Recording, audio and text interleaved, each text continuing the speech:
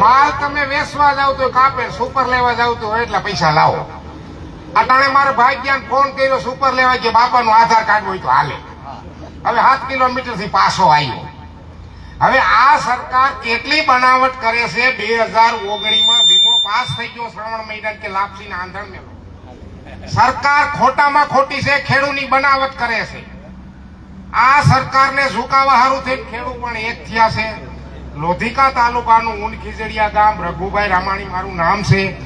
મને ટપાલ મળી ઠેક 2025 બાપા તમારામાં થાંભલો આવે છે. મેં કીધું ક્યાં આવે છે? ક્યાંય નથી આવતો. સર્વે નંબર આપો કે આ બરાબર છે. મેં કીધું ખેતરમાં જોવા ગયા. મેં કીધું આનું શું કહીશ ભાઈ? કે 50,000. મેં કીધું વાહ ભાઈ વાહ. કે બાપા લાખ જોઈ છે? મેં કીધું મારે પૈસા નથી જોતા, પણ મને ખબર પડી ગઈ કે આ ગુંડા બિહાર ઉત્તર પ્રદેશ ના આયા. પછી હું કાયમ નોટિસ લઈ ઊંડ ખીજડીયાથી ધોળિયા દોમડા જાતો, સગારિયા, નગર પીપરિયા 2 ઇટારા 2 દોમડા. કોઈ ઘીરે ન જોવે ભાઈ, તમે પંચાયતે આવો. કેટલાને નોટિસ મળી છે? મને સતત 6 મહિના સાહેબ મળ્યા. હમણાં તારીખ 1/8 આવે એટલે 12 મહિના થાય. હવે આ પ્રશ્નમાં હું કાયમ ખેતર જાય બેહી અને આવતો રહો. આનું શું કરવું? હવે ખાવું ન ભાવે, સા પી પીને 400 ડાયાબિટીસ થઈ. અમારા ઘરનાથી હવે શું તમારે કરવું? અરે કોઈરી જમી, કોઈરી નહીં, મને મારા બાપે દીધી, હું મારા છોકરાને શું દઈશ? અરે કોઈ વળતર નહીં. બાપાને આપી દે લાખ રૂપિયા. એ લ્યાઈ ગાડીમાંથી જો મેં કીધું 1 રૂપિયો નથી જોતો.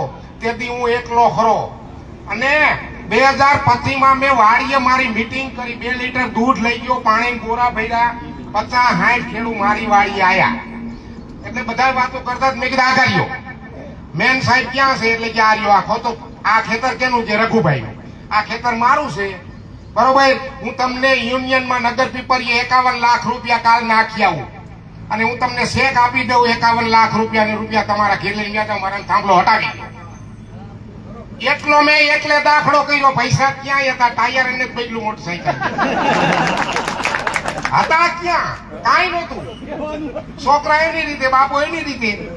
પણ થાંભલો ખોડવા મને ખબર પડી ગઈ કે આ રાક્ષસી માણસો આયા છે, આનું ધ્યાન રાખો.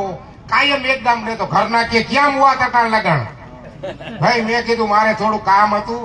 તો કે આ ખહુરિયા જેવો પણ સાજ પીધો હોટલોમાં. એટલે આ ટપાલ હું લઈને આવ્યો છું. આનું કાંઈક કરો. 2 દોમડા 2 ઇટારા 2 વડા, નગર પીપલિયા, હગારિયા.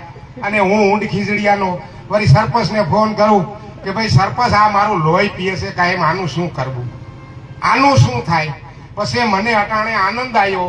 ગામનો અજવાંગડા કે બાપા તમે આલો તો અમારે આવું. મેં કીધું મારે જવું જ નથી. એમાં કોઈ સમર્થન મને ખેડૂએ નથી આપ્યું, પણ આ ખેડૂત જોઈને મને આનંદ છે.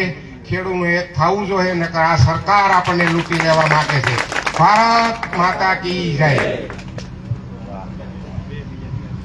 ખૂબ ખૂબ આભાર રઘુ.